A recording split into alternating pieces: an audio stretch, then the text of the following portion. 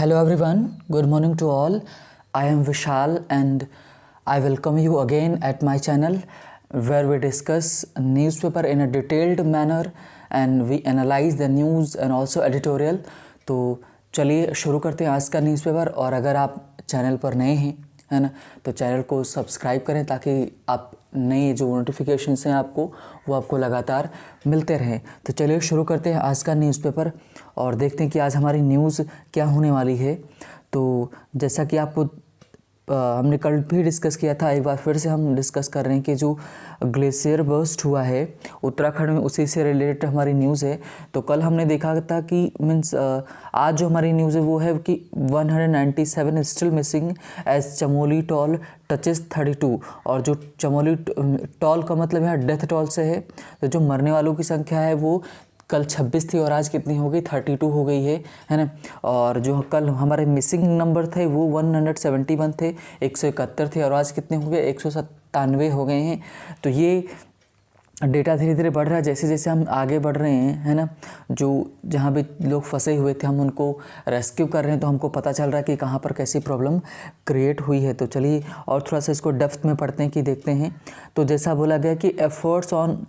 To save 35 labourers in NTPC dam tunnel, जो NTPC dam tunnel है उनको बचाने के लिए एफर्ट्स किए जा रहे हैं, प्रयास किए जा रहे हैं, है ना, राहत कार्य चलाए जा रहे हैं। और साथ ही में क्या, families await reunion with loved ones, है ना, कि जो लोग अलग हुए हैं उनके साथ वो मिलने के लिए आतुर हैं, उनसे मिलना चाहते हैं, है ना। और एक बार फिर से मीन्स इसका रीज़न बताया जा रहा है कि क्रैशिंग रॉक मास में हैव कॉज फ्लड, है ना, जो फ्लड आई है एक इसकी वजह से आ रही क्रैशिंग रॉक, जो रॉक्स वगैरह हैं वो क्रैश हुई हैं मीन्स भारी संख्या में, बहुत ही मात्रा में, इस वजह से फ्लड आई है। तो अभी तक इन्वेस्टिगेशन क्या चल रही, कंफर्म नहीं हो पाया कि एक्चुअल में सिचुएशन क्या रही थी। तो ये तो हमारी थी न्यूज़ किसकी, जो उत्तराखंड से रिलेटेड थी। जो तबाही आई है मीन्स स्नो एवलांच छाया हुआ है उसकी वजह से। नेक्स्ट हम देखते हैं कि supreme court relief from arrest for Tharoor senior journalist, है ना। तो इनके ऊपर क्या सडिशन लगा हुआ था कि जो सडिशन चार्ज आपका क्या है, देशद्रोह का चार्ज होता है, तो वो जो लगा था, है ना, चार्ज, तो उसके चलते सुप्रीम कोर्ट ने इन सभी को रिलीफ दिया है। किससे, अरेस्ट से, किसको, थरूर और जो सीनियर जर्नलिस्ट थे उनको। और एक तरह से मीन्स इनको बोला गया है कि नोटिस किया गया इशू और कभी भी वो रिटर्न हो सकता है, 2 वीक्स में भी बताया जाएगा। मतलब इनको अरेस्ट से रोका गया है इन सब की एक पोस्ट थी उसके चलते। अब देखते हैं क्या होता है। नेक्स्ट हमारी न्यूज़ है कि ईडी जो है, ईडी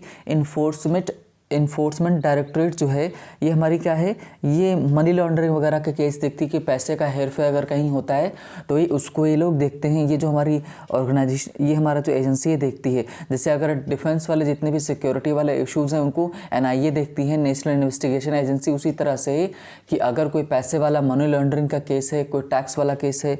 तो उसको कौन देखती है, इन्फोर्समेंट डायरेक्टरेट देखती है। तो वही उसने क्या, searches offices of digital news, जो न्यूज़ क्लिक है जो चैनल है ना, तो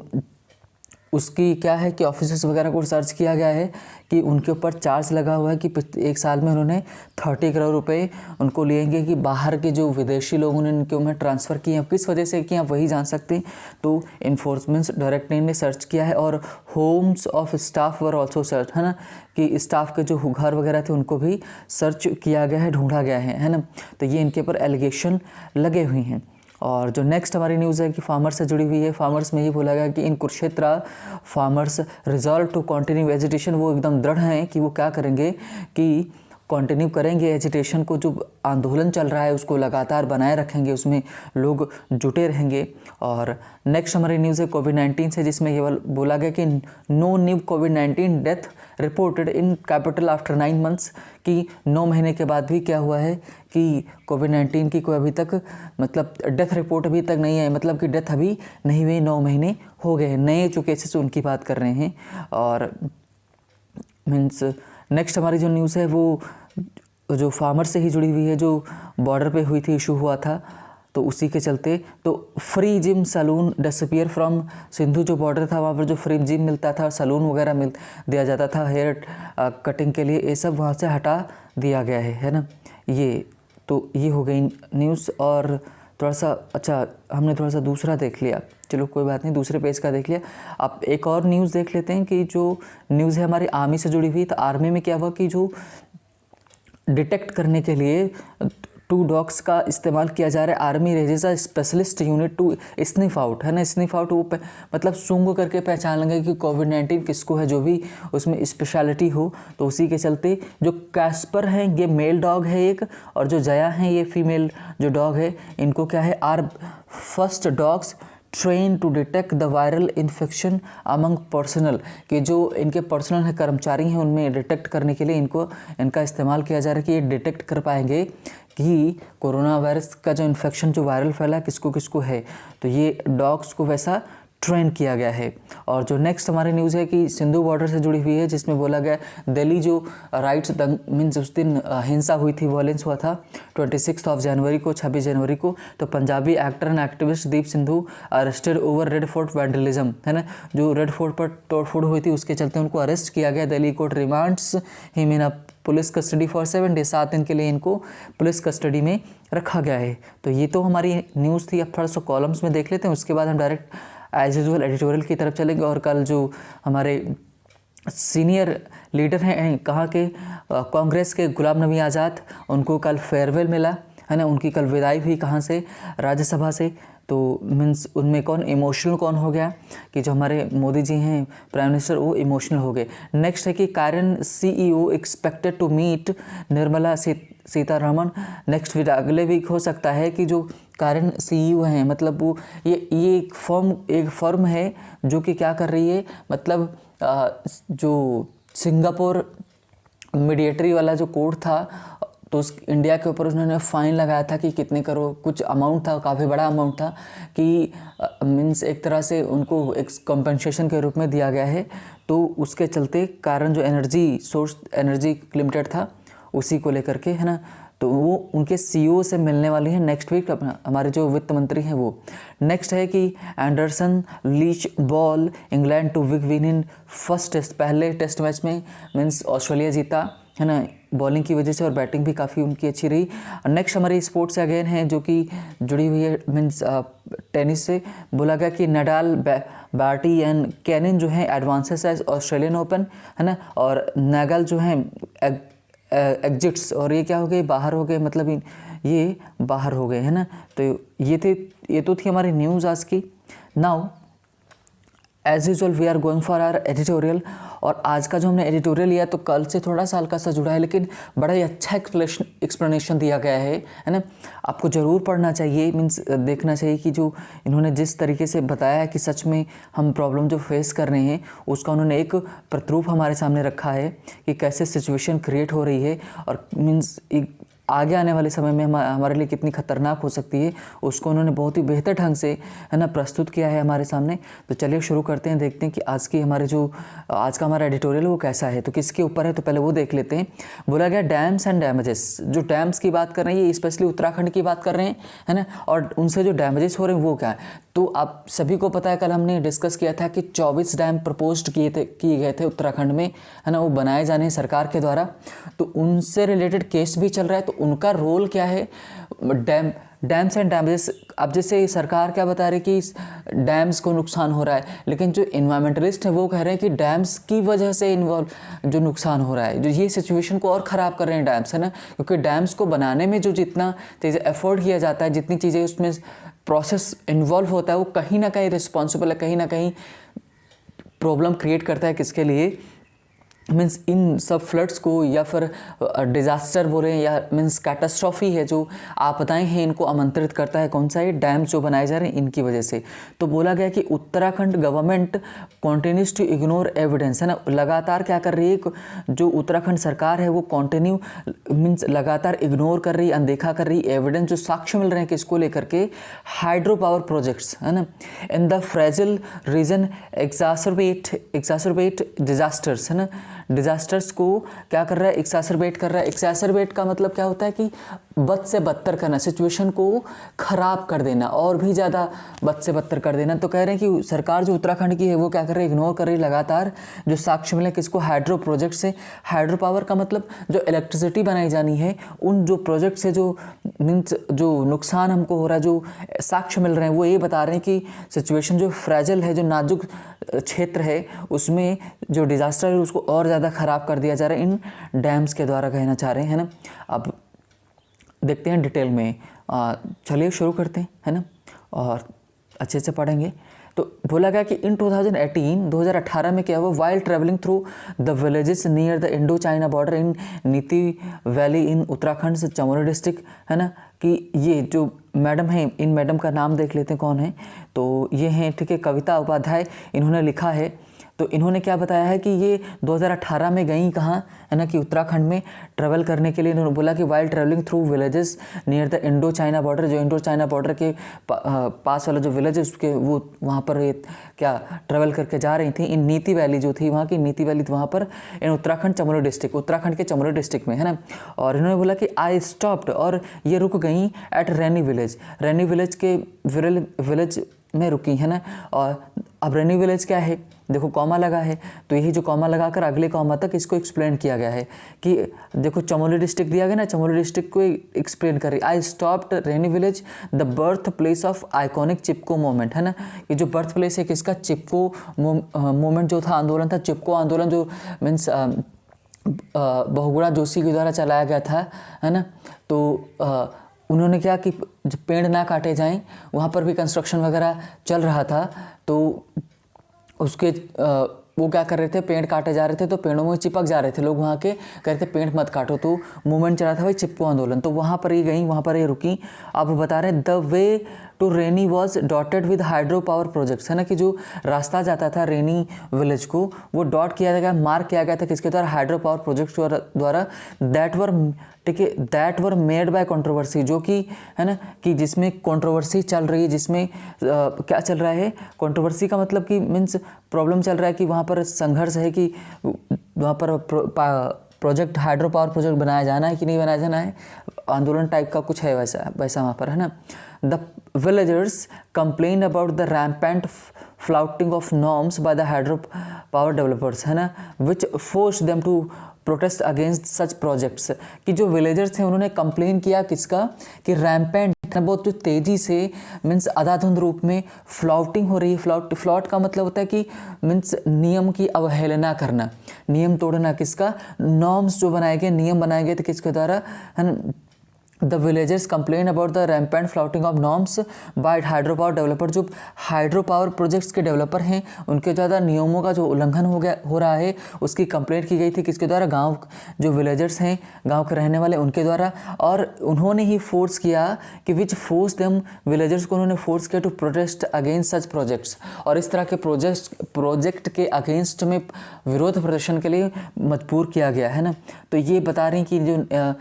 रैनी विलेज है उसके बारे में इन्होंने बताया कि वहाँ पर प्रोजेक्ट चल रहा है, कि कैसे सिचुएशन वहाँ की ख़राब है ना, कि कैसे कैसे वहाँ पर प्रॉब्लम क्रिएट कर सकती, उन सब चीज़ों को इन्होंने दर्शाने की कोशिश की। और साथ ही में बोला है कि अब आगे बता रहे हैं कि फ्लाउटिंग और नॉर्म्स, है ना, जितने नियम है उन सबको फ्लाउट किया जाता है, ब्रेक किया जा रहा है, अवहेलना की जा रही है उनको, है ना, कि जो नियम फॉलो किए जाने चाहिए वो फॉलो नहीं कर रहे हैं। और साथ ही में बोला गया ऑन February 7 फरवरी को क्या हुआ, two such hydro power projects located close to Raini suffered damages from flash flood that left 31 dead and 175 people missing, है ना। अब इन्होंने जो डेटा दिया है कि अभी तक द हिंदू का था 197, हाँ मतलब इन्होंने जब लिखा उसके बाद और रिलीज़ किया गया होगा डेटा। तो बोला गया कि 7 फरवरी को क्या हुआ, टू इस तरह के 2 हाइड्रो पावर जो प्रोजेक्ट थे जो लोकेटेड थे, कहाँ स्थित थे, रेनी के रेनी क्लोज टू रेनी जो विलेज था उसी के क्लोज थे, है ना। सफर्ड डैमेजेस, जो उनको नुकसान हुआ किसकी वजह से, फ्लैश फ्लड क्या होता है, जो विद इन 3 to 6 आवर के अंदर ही मतलब माहौल बनता है, तुरंत बाढ़ आ जाती है 6 घंटे के अंदर, मैक्सिमम 6 घंटा होता है, अब इंसान को तैयार होने का मौका भी नहीं मिलता है ना, और तो भर जाती है। तो वही जो फ्लैश फ्लड थी वो उसने डैमेज किया इस तरह के 2 प्रोजेक्ट को, जो कि और उस फ्लड की वजह से क्या हुआ कि 31 डेड हुए, और 175 मतलब अभी तक डेटा है 32, इनमें उन्होंने 31 लिखा लेकिन टोटल हमारा 32 है ना, कि 31 डेड हुई हैं और 175 अभी तक मिसिंग है, उनका कुछ पता नहीं चला है। और द बैराजेस का मतलब क्या होता है, जो बांध बनाया गया है ऑफ द 13.2 मेगावाट है ना, ऋषिगंगा हाइड्रो पावर प्रोजेक्ट, जो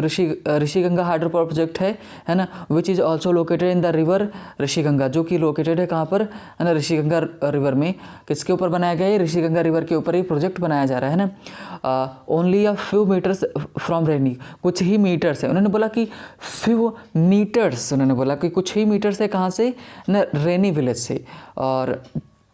रेनी विलेज से कुछ ही मीटर है, only a few metres from Raini village. And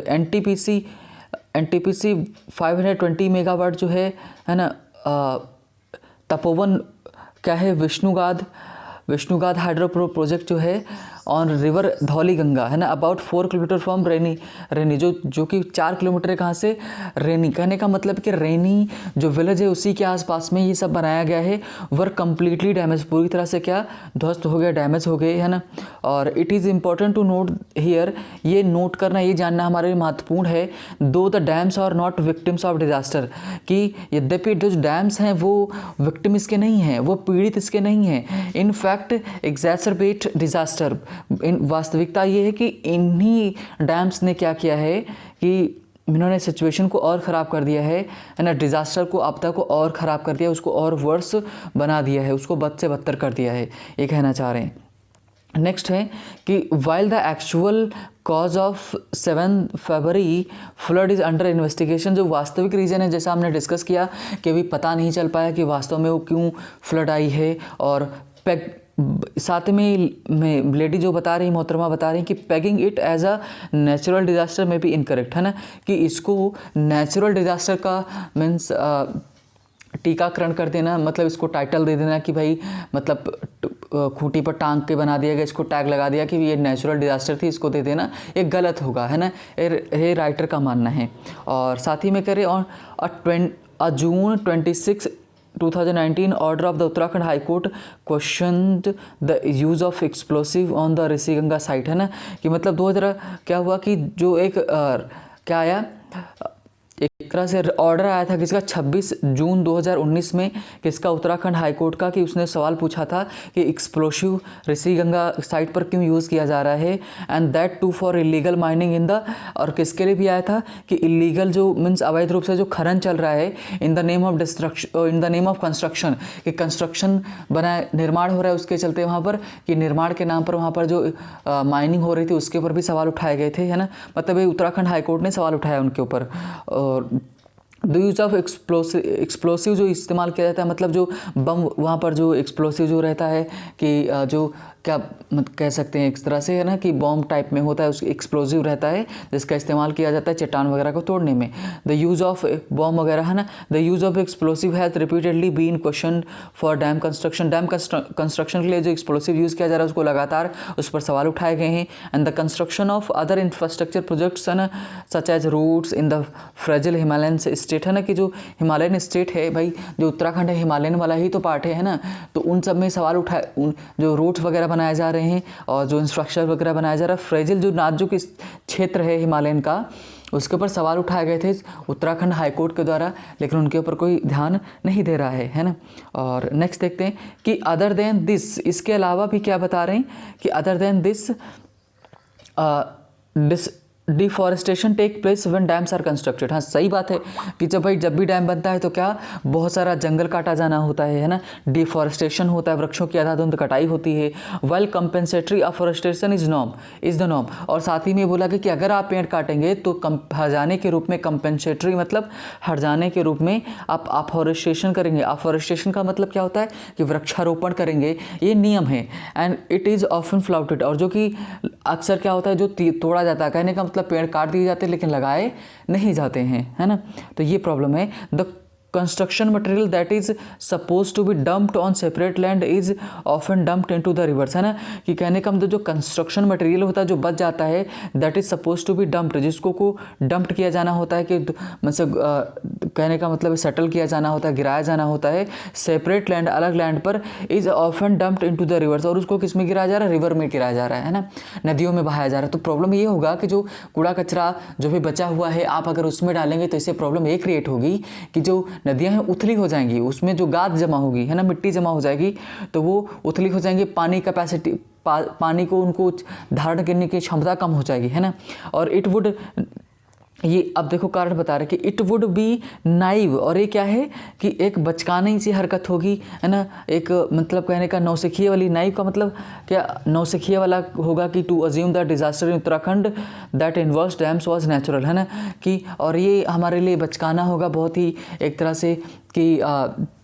क्या बोल सकते हैं, नौसिखिया टाइप का होगा कि हम ये मान लें कि जो डैम्स बनाए गए वो नेचुरल थे, है ना, उनमें सारी चीज़ें नेचुरल इन्वॉल्व थी। भाई एक्सप्लोसिव का इस्तेमाल कर रहे हो आप चीज़ें, है ना, एक्सप्लोसिव का इस्तेमाल करो कि अर्थक्वेक का मीन्स वहाँ पर इशू हो सकता है, ये सारी प्रॉब्लम्स क्रिएट हो सकती हैं, है ना, ये हमको देखने को मिलेगी। और नेक्स्ट से बोला गया कि द चोपड़ा कमेटी, चोपड़ा जो कमेटी थी, है ना, committee report of 2014 brings more clarity on how dams exacerbate a disaster such as floods, है ना, कि 2014 में चोपड़ा कमेटी की रिपोर्ट आई, उसने वो और अच्छे से क्लैरिटी आती, वो और अच्छे से स्पष्ट कर देती है कि, है ना, कि ये फ्लड वगैरह जो डिजास्टर आ रही है, आपदाएं आ रही, कैसे आ रही है ना, ये सिचुएशन, डैम्स वगैरह इन जो आपदाओं को और कैसे ख़राब बना दे रहे हैं। The committee was formed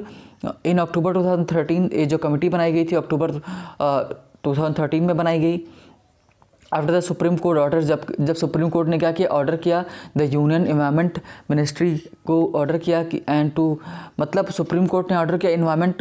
union environment ministry को टू कॉन्स्टिट्यूट एक्सपर्ट बॉडी, कि वो एक्सपर्ट बॉडी बनाए टू असेस, जांच करने के लिए whether dams exacerbated the 2013 floods in the state where 4000 people were killed, है ना, कि मतलब 2013 की जो बाढ़ आई थी, बाढ़ नहीं आपदा थी, है ना, उसमें 4000 लोग मारे गए थे। तो उनके ऊपर जो सुप्रीम कोर्ट ने ऑर्डर किया कि कमेटी, बोला कि कमेटी बनाओ, यूनियन से बोला गया, यूनियन एनवायरमेंटल से बोला गया, एनवायरमेंट मिनिस्ट्री से बोला गया कि आप क्या करें, कमेटी बनाओ और जाँच करें क्या जो डैम्स वगैरह है, जो कंस्ट्रक्शन वगैरह हुआ है, क्या इन सभी ने सिचुएशन को ख़राब किया है, क्या फ्लड वगैरह को और आपदा को और ज़्यादा बदतर बनाया है, इसके ऊपर जांच दी गई, है ना। और बोला गया कि in the state where 4000 people were killed mainly in Kedarnath valley, basically मुख्यतः कहाँ, केदारनाथ वैली में, है ना। और बता रहे कि the committee was headed by environmentalist Ravi Chopra and comprised 10 other members, है ना, कि मतलब जो कमेटी थी उसका हेड कौन कर रहा था, कि उसको जो हेड किया जा रहा था, कि उसके जो मतलब हेड अध्यक्ष थे वो ये मीन्स मिस्टर चोपड़ा था, रवि चोपड़ा थे, और कंप्राइज्ड 10 अदर मेंबर्स, है ना, उसमें और भी कितने 10 मेंबर थे,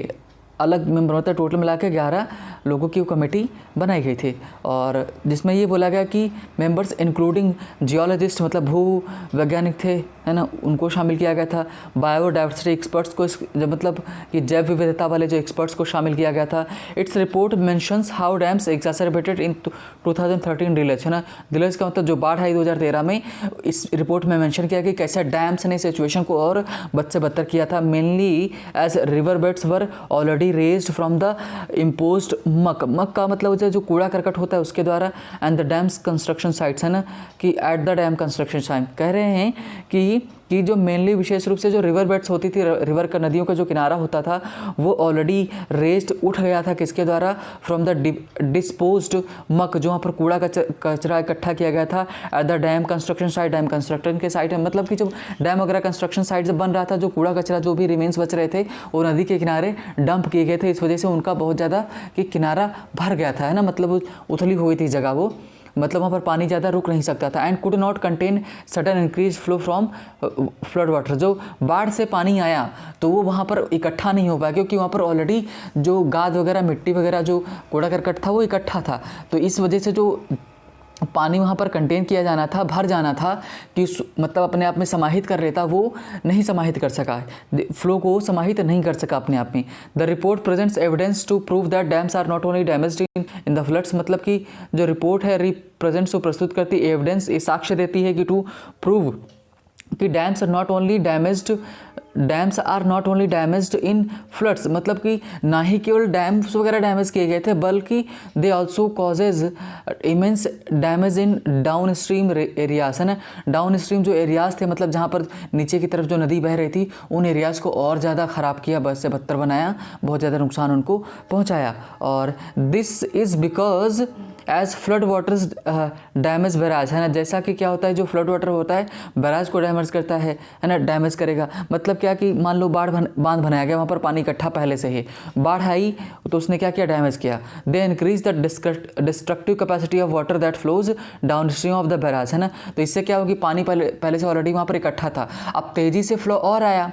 तो जब बांध जब टूटने के कगार पे होता है तो पूरा पानी छोड़ा जाता है। तो पहले से जो पानी इकट्ठा था और बाद में भी जो पानी आया, इसने क्या किया, कैपेसिटी को और तेज़ कर दिया। तो जब और तेज़ करेगा तो सिचुएशन नीचे की तरफ जाएगा, तो और गति से जाएगा, तो क्या होगा, सिचुएशन और ख़राब हो जाएगी, है ना। साथ में बोला गया था, Chopra committee suggested that 23 of the 24 projects proposed projects it reviewed be cancel from the potential damage they could do, है ना। कहने का मतलब जो रिपोर्ट आई चोपड़ा कमेटी की, उसने सजेस्ट किया कि जो 24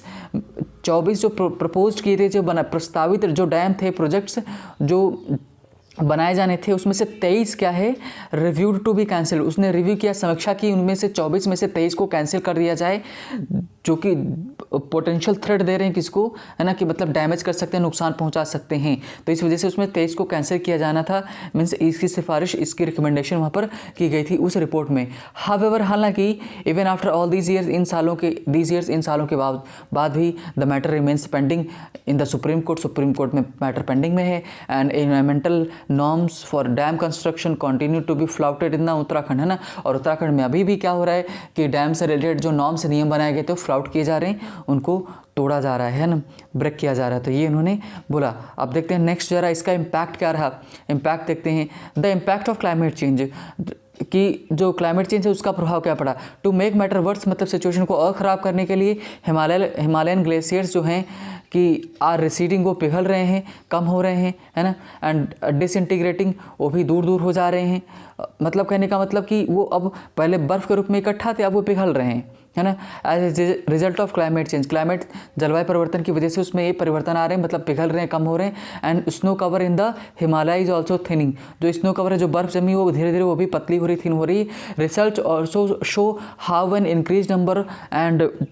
volume of glacial lakes should be expected as direct impact of increase temperatures. कहने का मतलब है कि तापमान बढ़ने की वजह से जो ग्लेशियल लेक्स हैं, वो कैसे उनमें अमाउंट बढ़ रहा है, कैसे उसमें नंबर, मतलब कि इंक्रीज नंबर एंड वॉल्यूम जो है कैसे बढ़ रहा है, संख्या कैसे बढ़ रही है, लेक्स वगैरह कैसे बढ़ रही है, पानी जो बर्फ़ के फॉर्म में था, है ना, बर्फ़ जो थी वो कैसे पिघल करके पानी का रूप ले रही है, जिससे बाढ़ आने की बहुत ज़्यादा चांसेस बढ़ जाते हैं। फॉर डैम्स के लिए दिस मीन्स रैपिड इंक्रीज और decrease in the reservoir water level. कहने का मतलब है कि बर्फ पिघली तो इसका सीधा मतलब होता है कि डैम्स का जो रिजर्वायर बनाया जाता है, जहाँ पर पानी इकट्ठा किया जाता है, डैम के पीछे रिजर्वायर बनाया जाता है जिसमें पानी इकट्ठा होता है, जो धीरे धीरे नीचे गिराया जाता है, जिससे बिजली वगैरह उत्पन्न की जाती है। तो कहने का सीधा मतलब है कि अगर बर्फ पिघली तो डैम्स में जो रिजर्वायर है, जहाँ पर वाटर संरक्षण किया जाता है, वहाँ पर पानी का अमाउंट बढ़ेगा, है ना, पानी का अमाउंट बढ़ेगा। ये तो प्रॉब्लम, इट मीन्स दैट